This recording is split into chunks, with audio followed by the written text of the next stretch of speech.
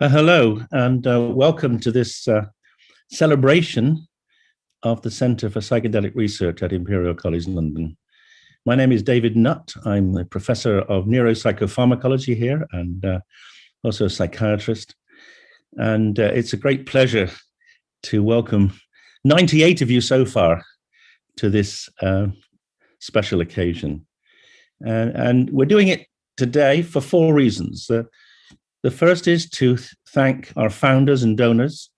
And I want to say specific thanks to four of the founder members of the Centre who are actually with us live today. And that's Bodhana Thomas, Sanjay Singhal, Shamil Chandaria, and Anton Bilton.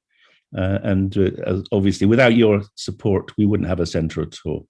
Of course, the centre's been going for a number of years, founded by Robin. And the second reason for meeting with you all today is to celebrate the foundation and the considerable achievements that the Centre has made in that short time. The third reason is to congratulate Robin on not just his achievements here, but also his success in getting a personal chair in University of California, San Francisco, and to wish him well for his future adventures on the other side of the pond. And then finally, the fourth reason is to share with you the vision for the future of the Centre without him. And the good news is that Imperial College are committed to the Centre. I'm going to step up as Centre Director, having been Deputy Director for some time. And we will share at the end with you our vision of how the Centre will continue to go prosper despite Robin's leaving. So those are the purpose of today. We will share with you data and ideas. If you have questions, can you please put them into the Q&A, which you'll see at the bottom right of your screen. Type your questions in there, and at the end, we'll do our best to answer them. I'll direct the questions to whichever of the four speakers is best positioned to answer them. I hope you enjoyed the introductory music, and that was from a group called East Forest, who've made a lot of the background music for our therapy sessions with psilocybin, and you can see how impressive it is. And it's another example of how the Centre is bringing multimodal inputs into science, working with music producers as well as neuroscientists and clinicians, etc. So I'm now going to ask Robin to do his presentation on the past and the present. So over to you, Robin. Thank you, David. Well, really pleased to be with you all. I hope you can see my slides here. It's very satisfying to be able to present to you on the achievements of the Centre over the last 2 years. I'll be speaking for about 15 minutes before passing over to one of our stars, Meg Spriggs, who will tell you about our Anorexia trial that's just begun, very excitingly. And then we'll go back to David and over to David Erritzoe to hear about some really exciting developments for the Centre going forwards into the future. So now it's not a competition, but if it was, we've done quite well. So we were the first in the world to found a dedicated centre, named centre for the purpose of psychedelic research. We did that in April 2019. And since then, gosh, it could be as many as a dozen centres, I think, have popped up and currently riding this incredible wave of enthusiasm for psychedelic medicine and science. So it's great to have been in there early and to say that we were the first.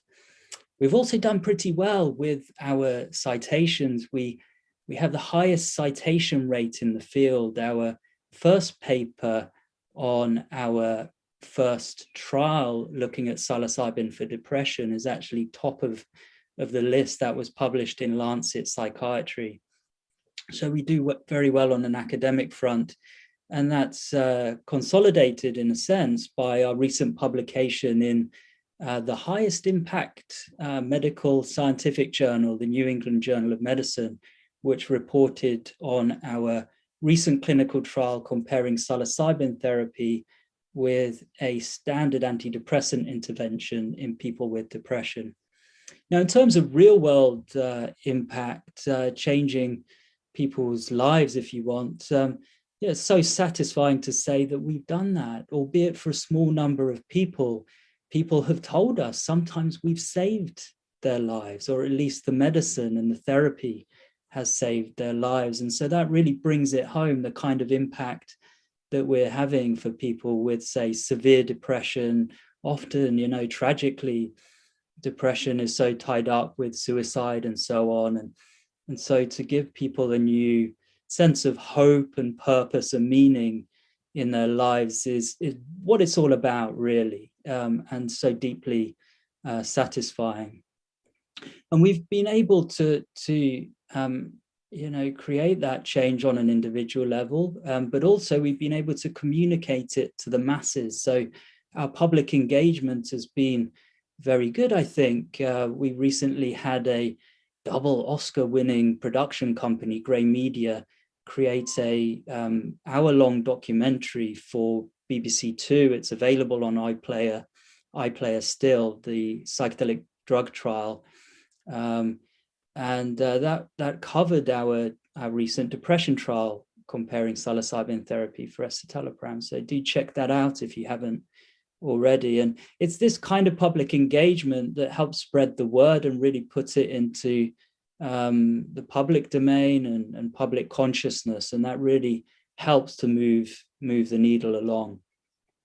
And also we're seeing exciting things happening on in terms of the beginnings of what you might call infrastructure level changes. So medical development roadmaps towards the potential licensing of psilocybin therapy have been very much inspired by the research that we've done in the center. And policy changes, albeit it's very early, but in some progressive jurisdictions in the world, in North America in particular, we're starting to see policy changes. And again, they referenced our research when, for example, in the state of Oregon, having a democratic vote go in favor of legal regulated psilocybin therapy. And also in terms of commercial spin out with Imperial are a founding partner. We're developing an app, a mobile phone app, cell phone app, that's evolved and been inspired by the research that we've done at the center. So David, I think we'll show you a nice video of the center that we created with its launch. And in that, you'll hear that it was our mission to focus on three main domains: mental health, neuroscience, and social science. And so in the mental health domain, we have done a couple of depression trials, and most recently the one comparing psilocybin with an SSRI for depression. Meg will tell you about our current anorexia trial. In a sense, that's our current flagship trial. Very exciting to be doing that. We also have a trial looking at fibromyalgia syndrome, so a certain type of chronic pain. If we find signal in this trial, it will have implications for other types of chronic pain, like lower back pain, that often goes together with, you know, terrible suffering and disability, and often psychiatric comorbidity, depression, and so on. So again, if we can create some change there, it will be really satisfying and exciting moving forwards. An OCD trial, I think David Erritzoe might tell you about that.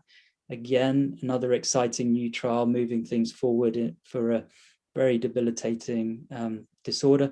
And we've also found quite compelling evidence for improvements in psychological well-being in our research, both on a large level, hundreds of people doing surveys, but also in controlled research. We recently completed a controlled study in 30 people that showed very substantial, very robust improvements in psychological well-being after their first ever experience with psilocybin, and we controlled for everything with a placebo control in that arm.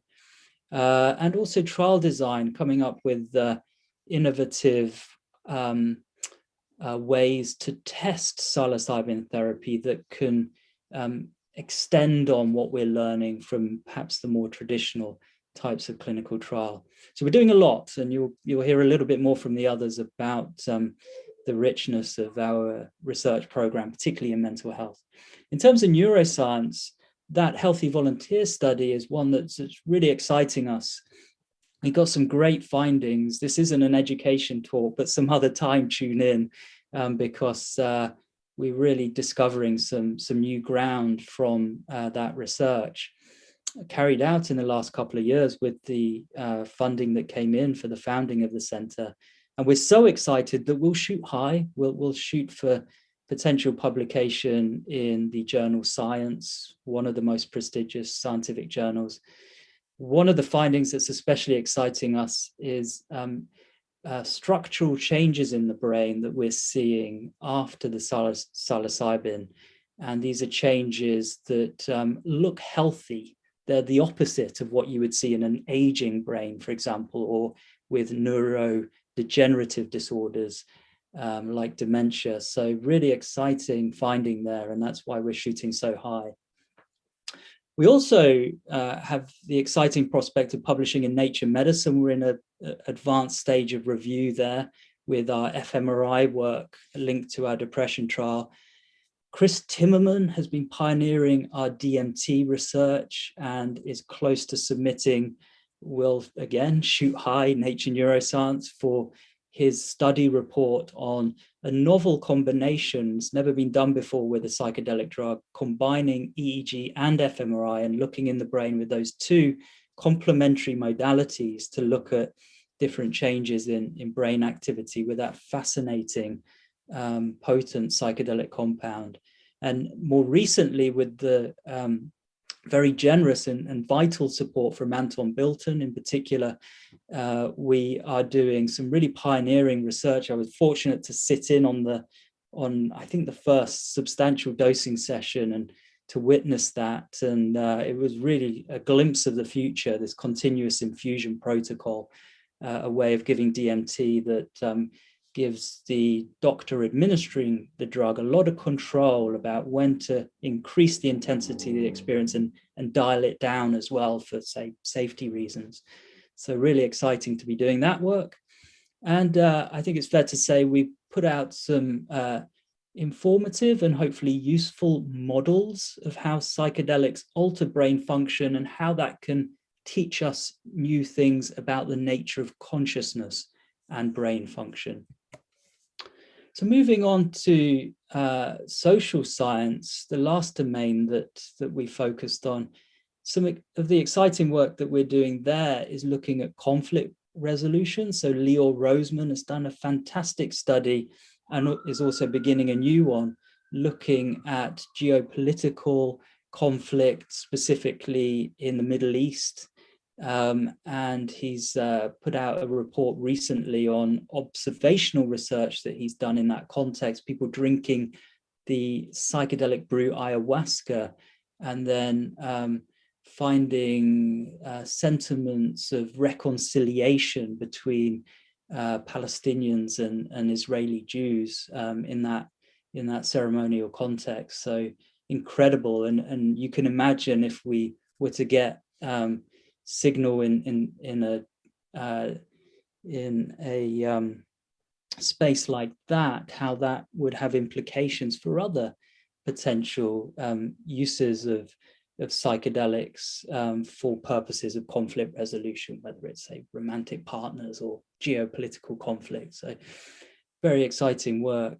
Also looking at improvements, increases in nature connectedness, another major issue of our times, of course, ecological considerations, the environment, and we're seeing increases in pro-environmental values, for example, through psychedelic use in different studies, control studies, and also our observational research that we do quite nicely.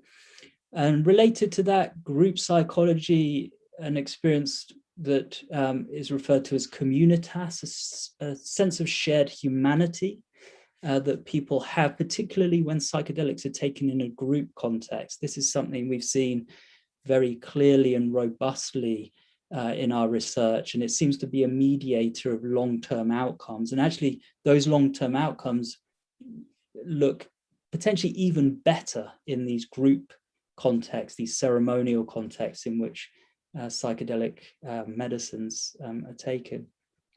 Chris Timmerman, again, has done some really interesting work looking at changes in philosophical beliefs in relation to psychedelic use. And Meg and others in the team have started to do some really nice and important work into the ethics of psychedelic use, things around representation, diversity, and different stakeholders there, different players in the space. She might refer to that, I'm not sure, but really proud to be doing that work as well. And changes in personality as well. David Erritzoe has done some really nice work there. So you can see we've got a broad program. We've only been going formally as a center for a couple of years, but I think it's fair to say our program is very rich, and we're having quite an impact. So now's the time to reflect on how fortunate we are to have this center. And it's only been made possible by the philanthropic support that came in from our founding donors and those who've supported us since. Now, philanthropy gives a scientist like me, a really fortunate kind of freedom to do what you want to do when you're a scientist, which is to inquire with freedom, to explore. And it's so hard to get that kind of support. If it comes from other routes, say a commercial route, then there's an agenda, there's a commercial agenda, and you get channeled in that way. Or, a mainstream funding body, you kind of dilute it down, water it down, grantmanship to try and win your grant. But with philanthropy, you can be really explorative. You can be a pure inquirer. And it's because of that that we can, I think, keep our science fresh, original, novel, groundbreaking. So it can't be emphasized strongly enough how important philanthropic support is for science. And just to, reflect right now on our gratitude for the support that's come in for our center. Now, I don't need to hover on this point because you're going to hear it in a moment, but the future is really bright for the center. For example, the Cyprus Clinic, this research clinic that David Erritzoe is directing, is especially exciting. I am moving, it's quite close. I'm moving to UCSF, and that's exciting and opens up new possibilities for me, but there is continuity. And, some of my best friends are at Imperial, and they're colleagues and friends, and we plan, and I'm sure we're going to keep collaborating into the future. And there's also some early discussions about formalizing an alliance between the institutions. So I really hope that happens, and I think it will strengthen us both. So I'll end there, and I'll introduce you, if it's okay, to Meg Spriggs. Now, Meg is a superstar. I'm going to close my slides down.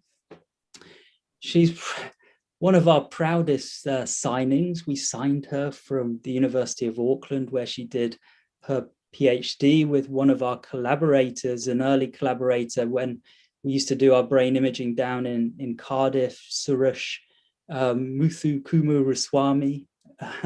And he was Meg's supervisor, and we're so lucky to have Meg. She really is a phenomenon. And I won't embarrass her too much. I'll just let her do her thing. So thank you all for tuning in, and take it away, Meg. Oh, shucks. Thanks. Thanks, Robin, for that lovely introduction. And thank you, everyone, for attending today. So I have the very exciting job of telling you a little bit about our new trial looking at psilocybin-assisted therapy for anorexia nervosa. But just before I get into the details, just a bit of background. So anorexia is a condition defined by a restriction of caloric intake leading to low body weight, a significant fear of weight recovery, and disturbances in the way one experiences their own body shape and weight.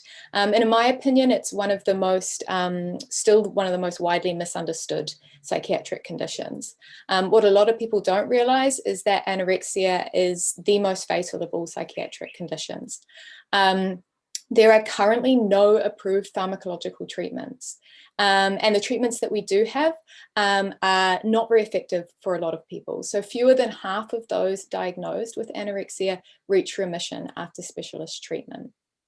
And at this point in time, it's really important that we're having these conversations because there are increased rates of anorexia in the COVID-19 pandemic.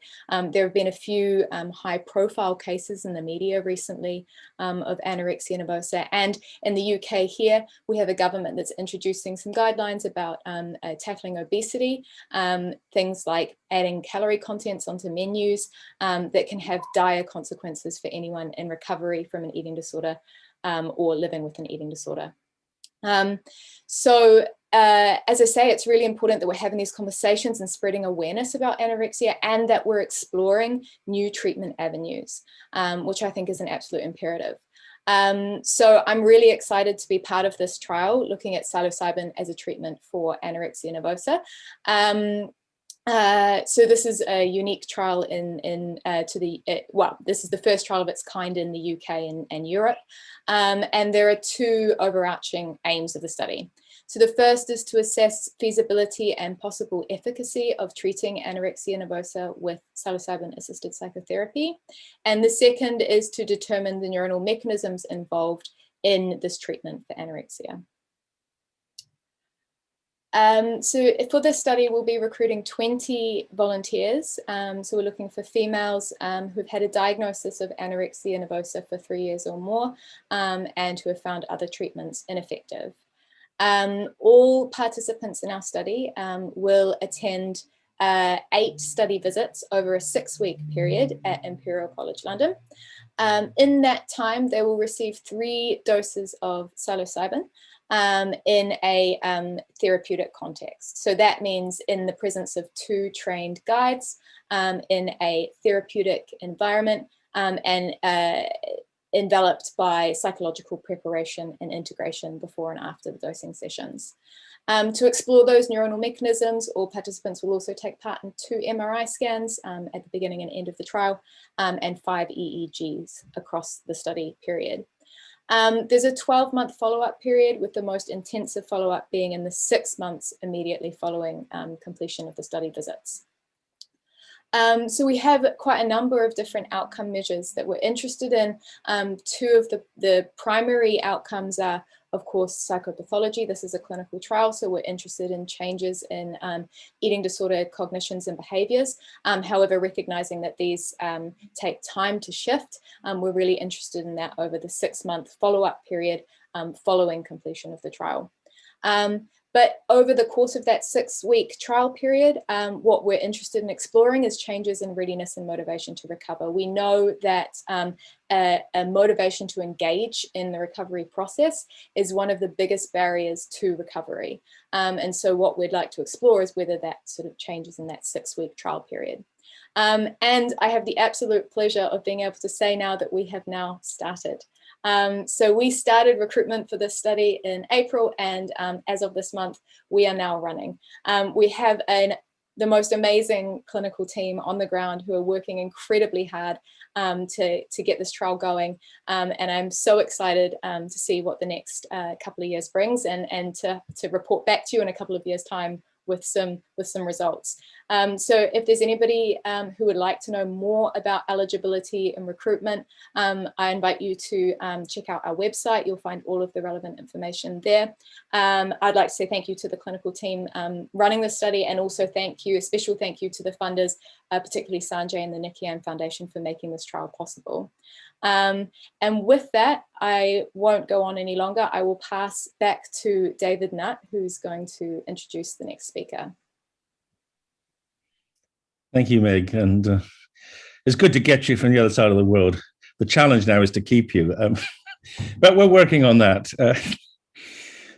So yeah, before I just want to introduce the next speaker, which is David Erritzoe. But I just want to preface it by saying that essentially concur with what Robin said. Philanthropy has been central to the success of the center. It helped us start up the psychedelic work. It helped us continue it and to do the trials. And it's not that we haven't tried to get money from government, but it's been very difficult because what we're doing, we're breaking the boundaries of conventional research and also particularly psychopharmacology. So we should take credit in that, and hopefully the UK will catch up. Other countries are. We discovered Australia now has a separate fund for academic research with psychedelics, but the UK at present hasn't had the foresight to develop that. But I think because of the success of the centre, and particularly Robin's work, we've managed to persuade Imperial College that they should do some investing in it as well. And the next talk is from David Erritzoe, who is another star that we've managed to recruit. He's a rather uniquely trained psychiatrist. He's also a brilliant brain imager, but also a great neuroscientist. And we've stolen him from both Columbia in New York and from Copenhagen. And he's now going to head up this very exciting new center, which will be only the second clinical center for psychedelic research in the UK. So over to you, David. Thank you so much. And thanks everybody for attending. Let me just share the slides. And before diving into some of the science, I'll just also express my gratitude to the funders that made it possible for us to start the center and to get it going and to run all these exciting studies that we are running. And also my gratitude particularly towards Robin, that have been, incredible to have such a close collaboration. It sounds like I'm a new signing, but I have actually been working alongside the team, David and Robin, for 12 years now, and have enjoyed every moment of it. And I'm sure, as Robin also said, the continuity, we are very close, and we are very closely collaborating also across some of the work that you'll be seeing me introduce here, and I'm also involved in what Robin was talking about before. So, and we will continue to work really closely together, I'm sure. So I will expand a bit to some of the line of work we are doing that you might have heard less about, the people who are directly following the psychedelic and maybe even being involved in making it happen. That we also are doing other things, and some of the imaging modalities that we have also in our program is molecular brain imaging. So basically, when we hear a lot about the results from the trials that Robin are talking about and presenting, it's functional MRI and it's EEG, and those are great, but they're not very specific, selective. We don't really, they show activation, deactivation in the brain, but the actual pharmacology, the molecular basis, what is actually driving it, what system is involved, what transmitter system is involved, what receptors and so on. The only way to understand that is through molecular brain imaging, and the imaging technique is called PET. And we are doing that kind of imaging, particularly in the serotonin system and the dopamine system. We've also been doing in the GABA system and in the opiate system, but I'm focusing a bit on the serotonin and dopamine system.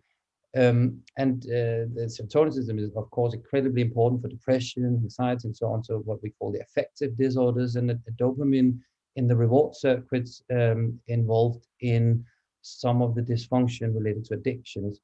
And we can use these technologies to measure receptors and transporters, and also release of transmitters. So we can actually measure the transmitters. The only way to measure these molecules in the living human brain, and that has worked well for dopamine through what we call the competition model, where we do brain imaging with some PET targeting ligands in the brain, and then we do a challenge with a pharmacological agent such as amphetamine that release dopamine, and then we can do another scan, and then we can subtract the two scans, and thereby we can assess the release of dopamine. However, that has not worked in this system, the serotonin system, which is a really important system. That's also where the psychedelics work. It's where the antidepressants work. It is the system very important for regulation of mood and so on. And we then took knowledge from the dopamine system, where we know that specific characteristics of these PET radioligands, that if they have specific properties, then they are more likely to work in these competition models.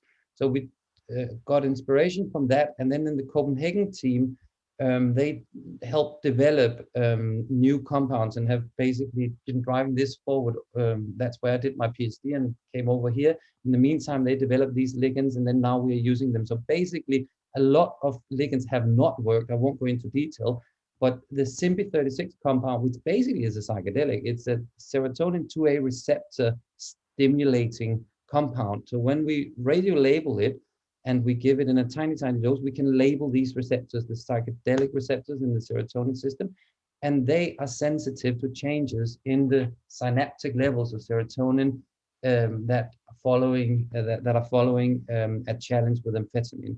So we showed that using this new radioligand combined with amphetamine actually turned out to be a successful method for the first time in the living human brain to actually measure serotonin levels or release of it. And then we have done preliminary work in depression. It's quite an obvious sort of target for testing this method. And we can see that compared to the healthy controls, the patients, then they release less serotonin. And actually, the more depressed, the less they release, which supports the 50-year-old plus hypothesis of depression. And what we are interested in doing is to expand that line of work. That is not directly psychedelic, but it kind of is, because it can be used to predict treatment. We would like to test whether it could, because we don't understand why some people do and other people don't really respond to treatments for depression. And so the idea would be to expand the line of work to see, measure these things before we start treating, and then try to see if we can predict who responds based on these measures. Both with very serotonergic medications such as SSRIs, but also with psychedelics.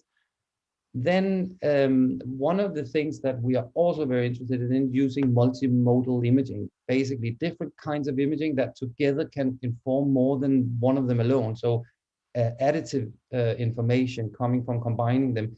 So the functional imaging, we can, for instance, use emotional phases. We know it's very sensitive to levels in the brain of serotonin, and then we can combine it with PET and understand how those two relate, because the PET, as I mentioned, gives you the actual pharmacological understanding what's happening in the brain. And then we can potentially use these fMRI methods as surrogate markers of the more molecular aspects, and thereby understand more of the conditions. And we are using these phase paradigms also in multiple of the trials that Robin was referring to earlier.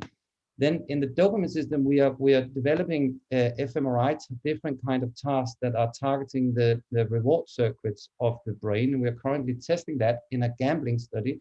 So together with the National Problem Gambling Clinic, we are doing a gambling study without any psychedelic intervention in the first round, because we are only funded to do a pilot study where we basically test these and validate the methods in gamblers and in controls. And the idea is that in addiction, basically your reward system is hijacked by your addiction. So basically you lose the ability to fully appreciate, live your life to the fullest and appreciate natural rewards and engage in normal activities and enjoy social connection and activities that you used to before you developed your addiction. So that is the kind of thing, the kind of things that we are going to explore the brain mechanisms behind in this trial. But the ultimate scope is to take these paradigms from fMRI further and combine them with PET in order to actually also understand the molecular basis for it. And when it comes to the different video cues we are testing, where we can start testing some of the things where you also see in the psychedelic work that people become more social connected, more nature related, and so on. We would like to understand the biological basis. It will inform us about how these new treatments work and about the conditions that we are looking at. So it would be obvious to take this further and test some of these paradigms before and after treating with psychedelics. As you know, they are very promising. Robin also already talked about it. You also know a lot of our work. And they, in addition to be therapeutically valuable, they also increase openness, cognitive flexibility, nature relatedness, social connectedness, as I mentioned, based on some of this work here. But one of the things is a lot of these things, we just use questionnaires and tasks, but what about the brain? We don't really fully understand that. So it would be interesting to apply some of these imaging techniques to actually understand the neuroscience behind it.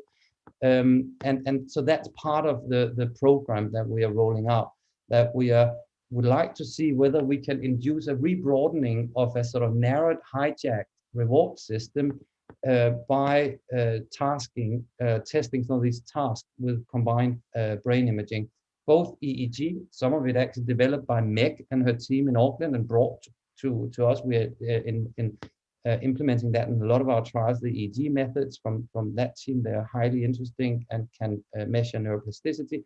And we have even more fancy tools now. We have new tracers. Only very few sensors on the planet can use have access to this new method where we can actually measure neuroplasticity molecularly in the synapses with a new PET tracer. So we are going to test that. So I already mentioned the gambling, and I also mentioned that we would like to do more where we dive into before and after psychedelic treatments with some of these molecular and functional and structural brain imaging techniques in combination before and after psychedelic intervention. And when it comes to this new UCBJ synaptogenesis or neuroplasticity measure, we have funding to do a ketamine study with infusion, which we are going to do in this new Cyprus clinic. And then we would like to do the same thing following a psychedelic. That would be incredibly important and basically be the human version of what David Olson and his team and other centers on the planet have been shown preclinically. So in animal models and so on, we could test some of that with this new package of imaging combinations in humans. So we're going to start with ketamine and hope to get some support, financial support to do it with psychedelics as well. We're also doing microdosing work. We already published recently in eLife, interesting work together with Balash Shigeti, who developed this wonderful self-blinding method so we can test naturalistic psychedelic microdosing. We're going to do that in the lab in London with some of the plasticity EEG measures. And also, as Robin also mentioned, we're doing an OCD study. We're also going to test EEG plasticity measures and cognitive flexibility. So now to what Robin mentioned, the Cyprus clinic. So as you can see, it stands for CNWL, which is the NHS Foundation Trust, where I work clinically as a psychiatrist. Now my role is basically to bring in the research and set that up in this new clinic. So they kindly and generously offered the whole space for us, and they moved the ECT treatment to another hospital. So now we have a dedicated space at St. Charles Hospital. So now, in addition to the center, we now have a sister clinic where we hope to also get support because right now it looks a bit like something NHS service from the 80s. We would like to transform it into a model clinic for the future where we can test these new treatments, even in group sessions, because the rooms allow for that if we do some modifications, which is amazing. So it opens tons of opportunities for us. We have never had our own dedicated space. Suddenly we have it, and we have it in a Mental Health NHS Foundation Trust, who even kindly supported us so we can hire a lab manager for the first year. But still, we need further funds in order to make this going. So I think I'll stop there. Thank you very much, and there'll be we can answer questions later. So I'll stop sharing my screen now. Thank you very much, David. And just to point out that he didn't mention the map. It's only it's 5 minute cycle ride, which apparently is the way every young person gets around London now. Just 5 minute cycle ride from the centre. So yeah, extremely fortunate to have a clinic in the NHS. Google Maps says it takes 11 minutes in a car, but it seriously takes 5 minutes on a bicycle. But that's London for you. Yeah. So, well, we've bombarded you with lots of exciting ideas.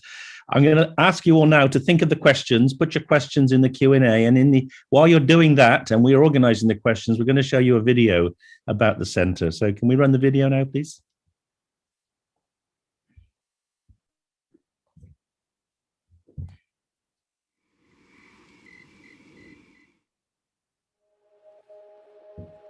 Understanding consciousness is the major frontier of our age. So what if we had a paradigm-shifting tool right here in our hands? Imperial College London are proud to announce the founding of a new Centre for Psychedelic Research. Imperial's commitment to this centre reflects an unprecedented level of institutional support for psychedelic science, symbolic of its now mainstream appeal. psychedelics are set to have a large impact on science and psychiatry in the coming decade. Building on 10 years of experience at the vanguard of psychedelic science, our centre will focus on 3 complementary areas: mental health, neuroscience, and social science.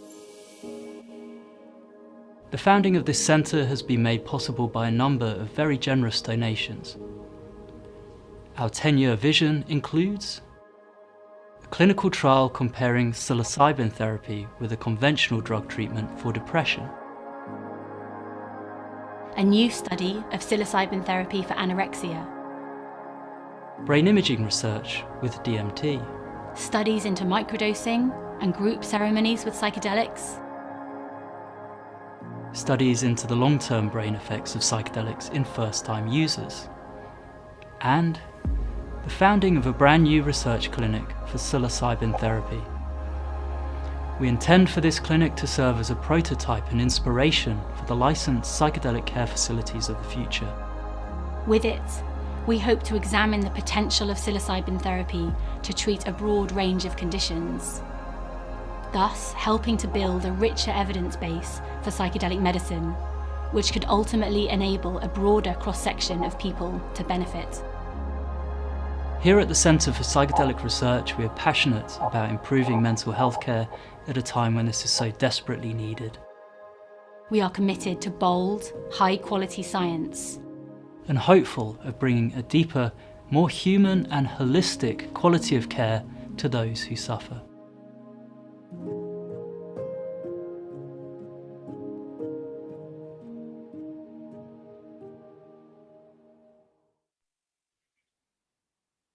Well, that's the ambition, and I think you can see that we've already made quite a lot of progress, and we will continue to do so in future, provided we can maintain the same level of funding. So again, thanks to those who've made that possible. So we have some questions now. A couple of questions, Robin, about your app, the MyDelica app. Do you want to clarify a little bit more about what the app is and how you'll use it? Sure. So the app MyDelica, you can check out the initial website, mydelica.com, and it evolved out of research that we've been doing for about 5 years, observational, naturalistic research, tracking people essentially before and after planned psychedelic use. And we've done that for a range of different types of psychedelic use, whether it's at ayahuasca retreats in the Amazon to microdosing and going off to work or what have you. And so it's yielded this very rich database. And, you know, I sometimes say these days, where we are right now is kind of the Wild West. You know, there's a lot of people taking psychedelics, self-medicating with psychedelics.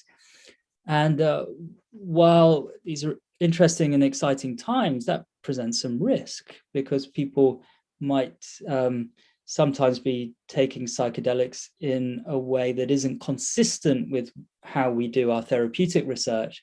So part of the motivation with the app is to borrow from our learnings doing this observational research, these deep data sets, and in an evidence-based way inform on harm reduction messaging.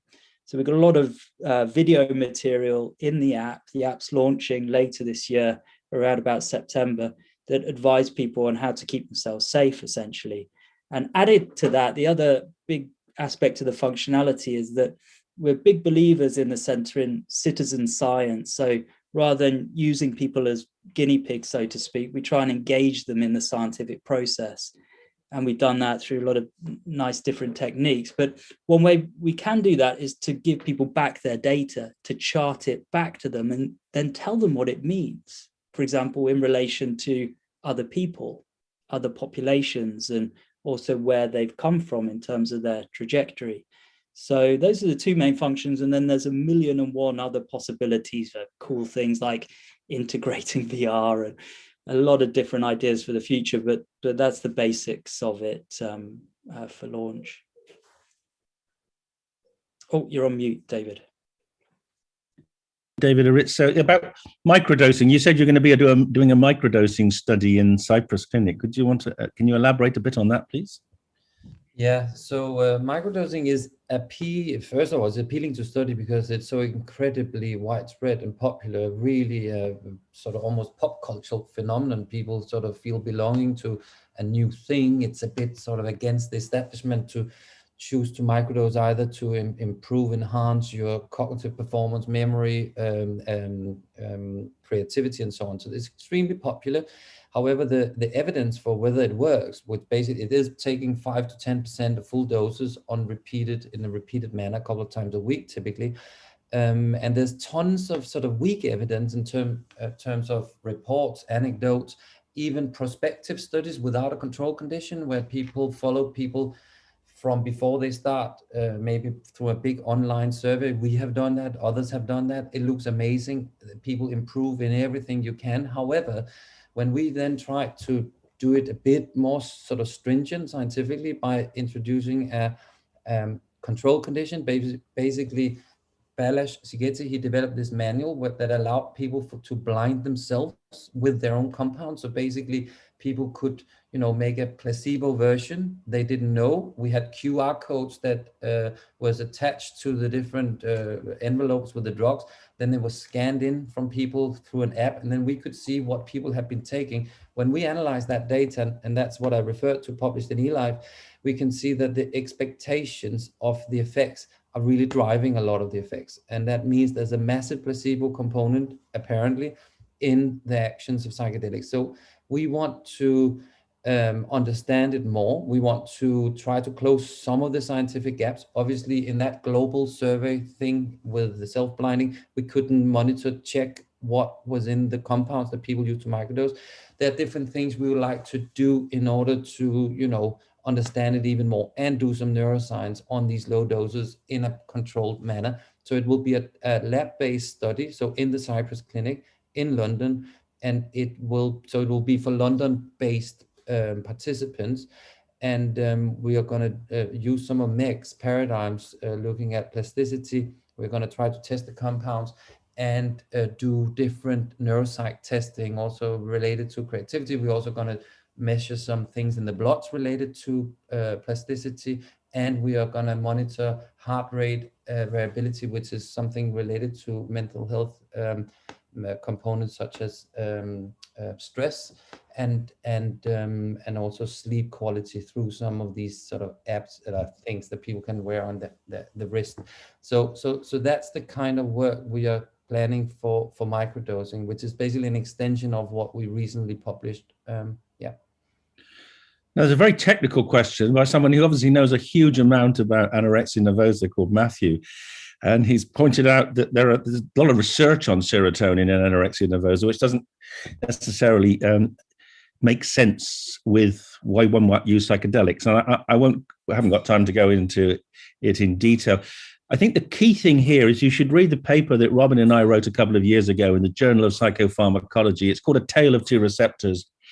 And it re-illustrates the fact that psychedelics work in a very, very different way to SSRIs, not just in a different way, but also in different parts of the brain. And it's, even though you might find paradoxical changes in serotonin, which in disorders, which suggests that actually there's an increase, that may not be therapeutic because it isn't targeting the right parts of the brain. And very simply, the reason we're doing a psilocybin trial in anorexia is to disrupt the negative thinking, the self-referential, critical thinking, and the distorted thinking about body weight. We think that psychedelics will work on a range of internalizing disorders, not just depression. Anorexia is an internalizing disorder, so is OCD. People get stuck into thinking loops, which are cortically driven, from which they can't escape, which they often resist, but they can't break free from. And psychedelics can do that in a way that antidepressants can't, and they do it through a very different process. So read that paper in the Journal of Psychopharmacology 2 years ago, Nutt and Carhart-Harris and Nutt, A Tale of Two Receptors. That'll clarify the distinctions. Now, a question, this is a very important question, which we do have some data on, and I'm going to go back to Robin for this, which is about psychedelics in people with personality disorders. The question says, It's from someone called Mike Rigby. NHS psychotherapy services are almost predominantly treating people with personality disorders. Is there a role for psychedelics there, do you think? Well, there's a paper written on the topic by Rick Zeifman, who's a very bright, young, training clinical psychologist that we collaborate with very closely. Now, we do have some data that suggests it's particularly difficult to treat borderline personality disorder with a psychedelic. So our naturalistic observational data says that the outcomes don't look actually as good. There's perhaps added risk in looking in that disorder with a psychedelic when people self-medicate. Now, I think what that suggests to us that if people are to attempt that, then maybe a different model is needed, maybe more extensive psychotherapy, maybe even a different compound than psilocybin, perhaps something like MDMA that is sometimes described as a heart opener that promotes social connectedness and empathy. So we don't know until we test, but I would recommend that Zeifman paper, Zeifman, and just to say that we've got some data that we're working on analyzing and writing up, which suggests that actually if you just were to go at borderline personality disorder and take a psychedelic, there could be added risk actually. So cautionary note there.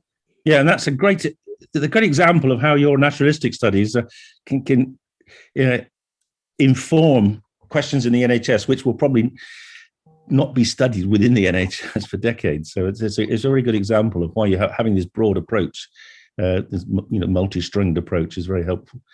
Now, a question for David here about.